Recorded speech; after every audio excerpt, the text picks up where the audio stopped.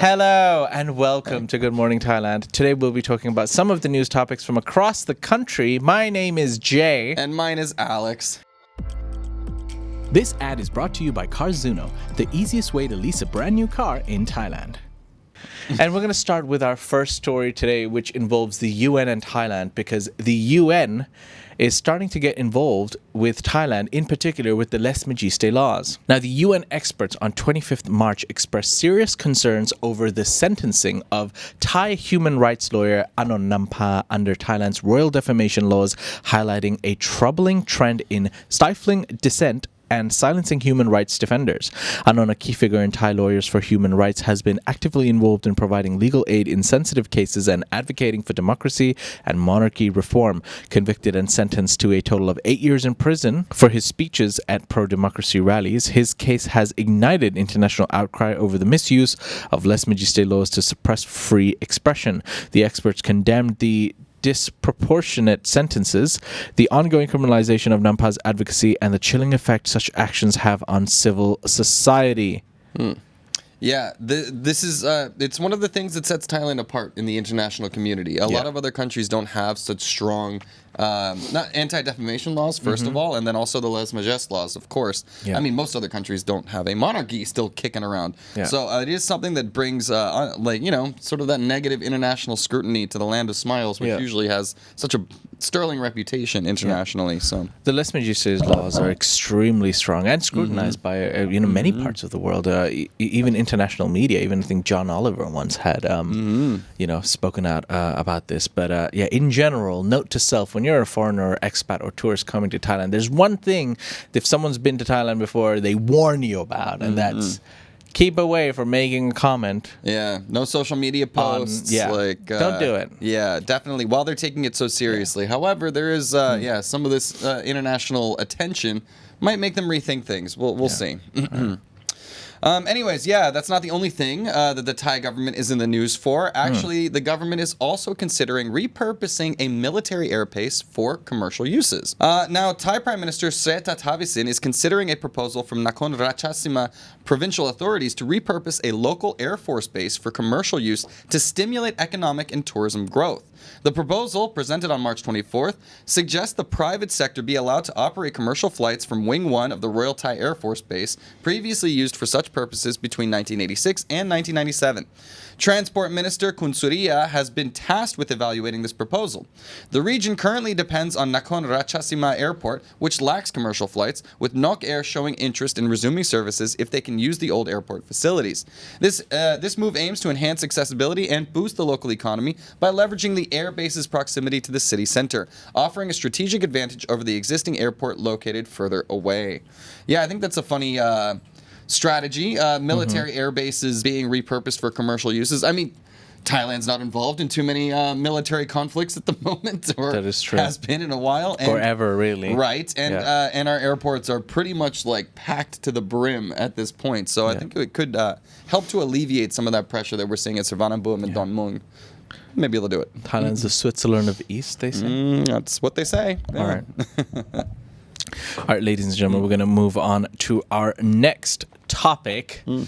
Now, one thing in particular has been of concern around Thailand, and that, believe it or not, is the weather. Because a severe weather alert has been made. 27 Thai provinces, including Bangkok, brace for thunderstorms and extreme heat. The Meteorological Department of Thailand has issued a severe warning for all those provinces, predicting these thunderstorms and heavy rainfall, particularly in the eastern parts of the country, where 40% of the area is expected to face intense downpours. A low pressure system intensified by the current heat wave is anticipated to bring hot to very hot weather conditions across Thailand, with temperatures potentially reaching up to 40 degrees Celsius on April the 1st. This weather event is compounded by the presence of dust particles and smoke haze in the upper north, lower northeast, central regions and eastern areas, including Bangkok, due to the weakened winds and poor air circulation. The public is advised to be cautious of the extreme heat and the risk posed by thunderstorms. The forecast highlights varied impacts across different regions, with very hot weather and isolated thunderstorms expected in the northern, northeastern, central, and eastern regions. Crazy weather could be extremely hot. It's going to be a thunderstorm, and there's also the pollution. I'm I'm dying these days. Like, I feel like when I step outside, it's just instantly like I'm coated by like the weather, right? Yeah. Like the humidity and there's a layer of pollution on your skin when you get back home. Right. It's not nice. It's not good. So yeah, definitely wear your masks out there. Stay cool, stay hydrated, and if you're in one of those areas that has one of those severe thunderstorm warnings, be careful for flooding. Sound like you have a little bit of a cold. No, I don't think so. Allegedly. Don't you put that on me. I'm good. Where's my Dayquil? All right. Yeah. Anyways, on to our next story. So, we got some Bangkok cabbies behaving badly. So, a Thai woman is pleading with social media to seek justice over a slap to the face. A literal one. Now, a Thai woman's experience with a taxi driver's assault in Bangkok has sparked outrage on social media, where she sought justice and warned others. The incident happened near the Phetchaburi MRT station at 11 p.m. on March 22nd, when a taxi driver described as a 35 to 40-year-old man with a mohawk slapped her for refusing to comply with his demands for a 100 baht fare, 30 baht more than the usual metered rate. The altercation began after she challenged the driver's refusal to use the meter, leading to his demand for an unwarranted 40 baht and culminating in the assault as she attempted to leave the vehicle. Following the incident, she sought medical attention for her injuries and reported the driver to the police and Land Transport Department, which is expected to take action shortly. This case highlights the broader issue of misconduct amongst taxi drivers, as evidenced by the over 10,000 complaints recorded by the Land Transport Department in the past 5 months. Cabbies behaving badly. Dude. I don't know. What gives someone a right to just assault someone?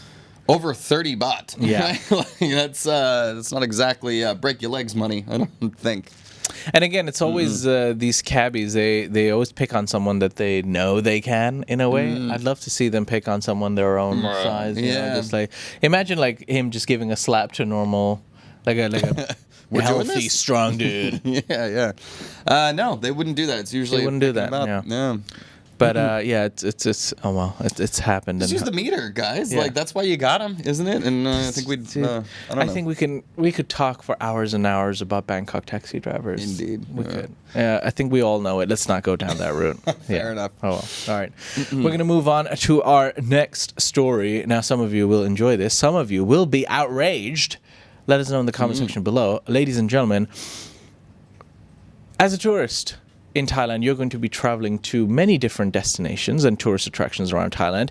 Do be careful how provocative you are, because a controversy has erupted on social media after a young woman with over 200,000 Facebook followers posted suggestive photos of herself at the King Rama I monument, sparking a debate on respect for cultural and historical sites. The images, deemed disrespectful by many, especially residents of Buriram province, led to widespread criticism and personal scrutiny. Responding to the backlash, the woman issued an apology, kneeling before the monument and acknowledging her oversight of local sentiments and the monument's significance. Despite her apology, figures such as Santaya, a clinic owner and member of the Love Rama 1 group, and Oratai, the monument's caretaker, highlighted the need for more awareness and respect towards the sacred sites. Palapon suggested that in-person ceremonial apology would be more appropriate, indicating a broader conversation about the impact of social media on cultural respect and understanding. This incident underscores the tension between online expression and the importance of honoring Thailand's cultural and historical heritage. Yeah, so obviously it's disrespectful, right? Yes. But it brings to, like, there's something I've been reading about on social media lately, and that's the sexualization of influencers. Like how a lot of women, trans women too, all these like the female influencers are leaning on their sexuality in order to garner views and get engagement in their content, and then posing for it in traditional places. And it's crazy that they do that, because most of their followers are following them because of their personality. That is true. Is it? I don't know, man. I think a lot of these Insta thoughts are out there not for their personality. Whoa. They're there for their how assets. dare you? You know what I mean? Yeah, and that's what I mean. Like, no, a lot are there for their personality. I mean, let's consider one zombie, for example, right? Beautiful girl, however, she's got a massive personality attached to her content, right? Yes. I'm not sure that a lot of influencers are investing emotionally. Yeah, but she's like that, actually like extremely talented. That's what I mean. Yeah. Right? Like, I think a lot of people are just leaning on their, whatever surgery they just had, and putting it out there and stuff. Well, I don't know. Okay, let's go through this quickly, right? All right. What she did was inappropriate. There's two ways to look at it. That area should be informing people that, hey, don't wear inappropriate clothing. For example, in the Middle East, when you're going to even in Abu Dhabi, let's say Abu Dhabi, for example, you're going to the big Sheikh Zayed Mosque, you have to wear an abaya, a headscarf, before you even go inside. So it can be controlled with the district office and the government. So that should be done firstly if they really do want to take it seriously. Right, yeah. Number two, people shouldn't be doing that. Number three, is a ceremonial apology. I mean, when is apologizing not enough? Yeah, the ceremonial Getting down on your knees and apologizing for making a mistake. There's a ceremonial apology and making a video, an example out of it. Is that going to get it done? Yeah. We don't know. Where do you draw the line? Leave the comments in the comment section below. Let us know. Yeah. All right. Let's move on to our last story today. So our last story, we have, instead of cab drivers, tuk-tuk drivers. So a tuk-tuk and Tailor scam. They picked the wrong victim. They picked a Farang YouTuber who was calling attention to the whole thing. So British YouTuber Phil Bland warned tourists about a scam in Bangkok involving a tuk-tuk driver and a tailor shop attempting to swindle him, as shared in a video on his channel that recently gained traction on Thai social media. Bland recounted how a tuk-tuk driver offered a discounted fare to the MBK shopping center in exchange for a stop at a tailor shop, the driver's supposed sponsor. Upon arrival, Bland felt uncomfortable, especially after being asked to turn off his camera inside the shop, highlighting the pressure tactics used to earn extra money from tourists. The situation escalated when the driver insisted on Bland returning to the shop without his camera, leading to a confrontation. This incident, along with a similar experience shared by South Korean YouTuber Il Hong Min, has spotlighted ongoing issues with illegal tuk-tuk and taxi drivers exploiting foreigners in Bangkok. Despite promises from Thailand's Prime Minister Srettha Thavisin and Bangkok Governor Chatuchart to address the problem, such claims continue to pose challenges for visitors to the city. I remember getting swindled exactly the same way on my very first trip to Bangkok, actually. So this story was a little close to my heart. However, at the time, didn't consider it a swindle. I was like, oh, cool, you'll take me to a tailor shop. I went in there, had some nice shirts made, sent to my, totally fine experience for me. I guess. I could use some Tailor shirts. Yeah, I mean, it works for some tourists and it doesn't work for others. For me, I don't know if this is a scam so much as a scheme, right? You're not forced to buy anything. Even a lot of those tour buses do it. If you're traveling from Phuket to Bangkok, their halfway stop is in a souvenir shop where you can buy snacks or little, this and that. And they probably have a deal, struck okay, this tour bus company will come to this shop, this tour bus company will come to that shop.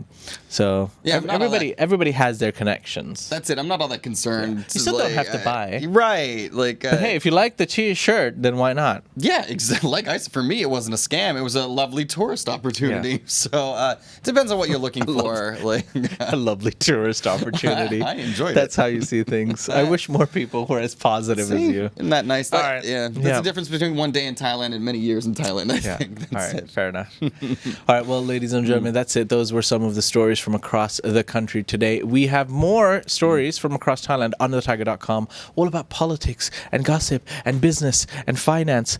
And you can find that on thetiger.com. For now, we're going to dive into the comments and have a quick chat with some of our viewers. This ad is brought to you by Carzuno, the easiest way to lease a brand new car in Thailand.